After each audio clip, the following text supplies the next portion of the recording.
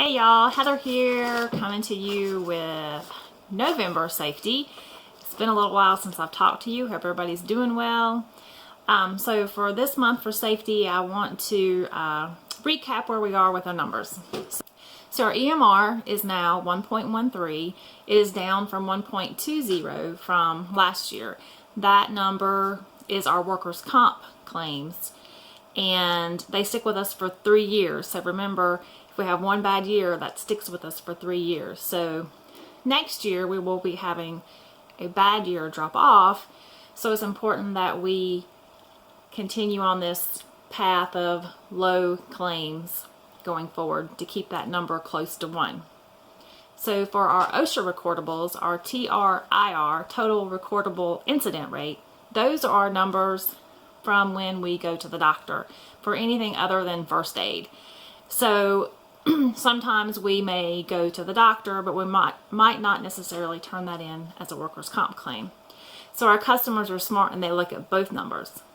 Right now we've had 4 recordable incidents this year. So our number is hovering around 4.9. That's guesstimating how many hours we work in fourth quarter and 0 incidents. Last year our number was 3.72.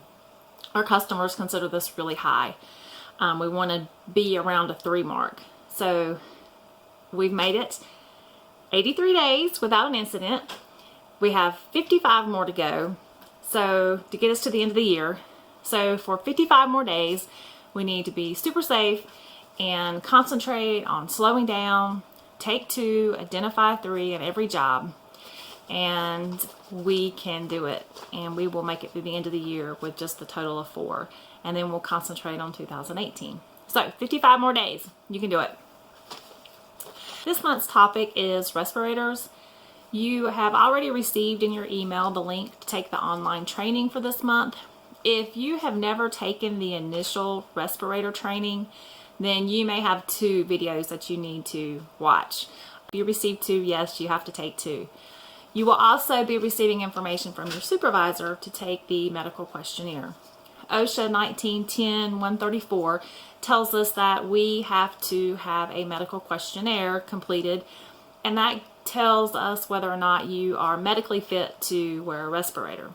So once you finish your online questionnaire through 3M, I don't get any of those results. It goes straight to 3M, and then they just send me the yay or nay, he can or she cannot wear a respirator. For some reason, you take that medical questionnaire, and depending on how you answer the questions, it says that you need a pulmonary test.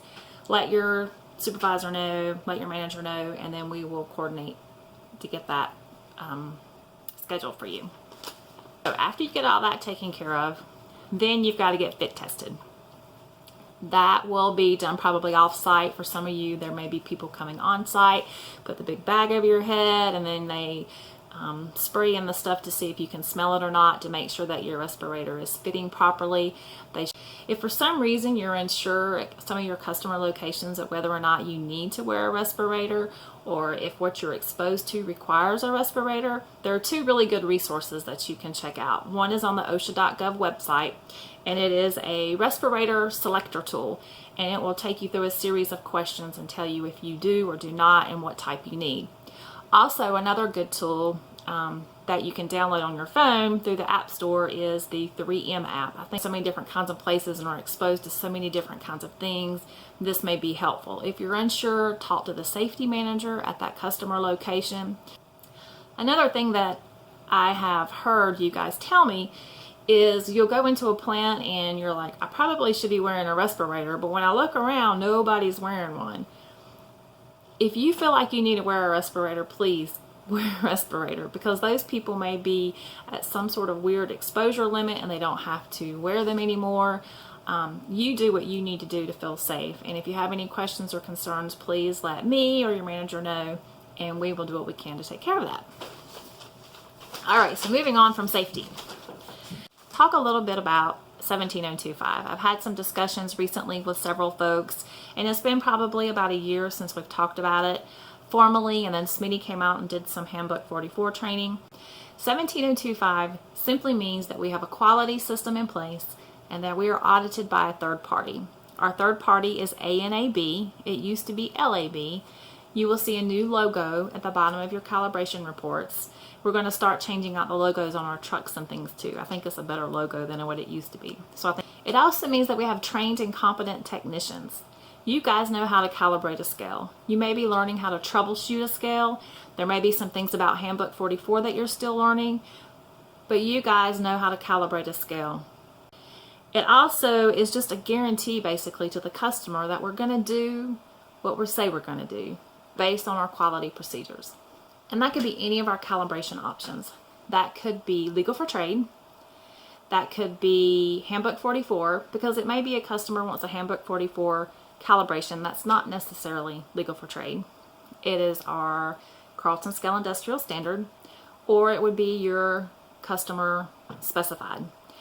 If we have that in writing and we follow our quality procedures, here you go, Mr. Customer, I'm giving you a 17025 calibration. Sort of along those lines with quality, a few things have come up I wanted to kind of talk about briefly about Smarter Certs. We're getting some opportunities for improvement from some of our customers saying that our data is not correct on our calibration reports. So we need to slow down, just like we do with safety. We need to slow down with quality. We need to look at every screen on Smarter Certs and make sure that that information is correct. Look at the information on Smarter Certs, compare that to your work order. There's several different scenarios there. Most of the complaints are coming in about the test loads, and I sent out some emails regarding decreasing test loads. Pay attention to those. Guys, on your phones, it looks kind of funky. If you get to swiping and it's green, you won't even know. So really pay attention to the decreasing loads. Make sure that what the system generates and what you generate are the same. If they're not the same, you can edit them manually. Make sure that you're calling your help desk, call your OA or your service coordinator. Make sure that they're correcting all that information. That way you can just keep swiping and you won't have to worry about it. But when the customer gets the end result and say it says you're supposed to put 100 pounds on there, and then you put your as found as 200 and your as left as 200, then it's going to fail that scale and it confuses everybody. And it's because it just wasn't input right on the back end. And for those OAs and SCs, there's two places that you have to update that in Smarter Certs. If you have any questions, let me know. It's kind of irritating, it's kind of confusing, but it's two places, the load weight and the test point. You have to fix it. Customer is saying, you know what, I'm looking at these calibration reports and I'm seeing all this great information, but the technician never came and talked to me before he left. I had no idea that these 5 scales weren't working today, or I had no idea that this one is out of service, or that he had to adjust 3. Take that opportunity to talk to your customer. They want to know what's going on with their scale. I know sometimes there's not the perfect scenario that you can talk to somebody every time, or that the person you need to talk to is there, but make that effort to have that conversation with the customer. Our customers are, like I said, paying more attention to the paperwork, especially if by some freak chance you've thrown a sticker on there and it says you calibrated it, and then on the paperwork you say couldn't find it or something like that. Those are some real life situations that have happened. Multiple branches, multiple customers. I just wanted to bring that to your attention. Like I said, it's an opportunity for improvement, for us to do better. And like I said, with more automation coming, I just think we need to pay attention and slow down. And with Smarter Certs and with this other automation, it's going to allow you more time to pay attention to detail and to communicate more with your customers. So to wrap up, I hope I will be back in December. I hope to see everybody at the Christmas party on December night. And just to continue to communicate, continue to focus on that quality, provide that quality service, be that trusted advisor, and be way better. Thanks, y'all. Bye.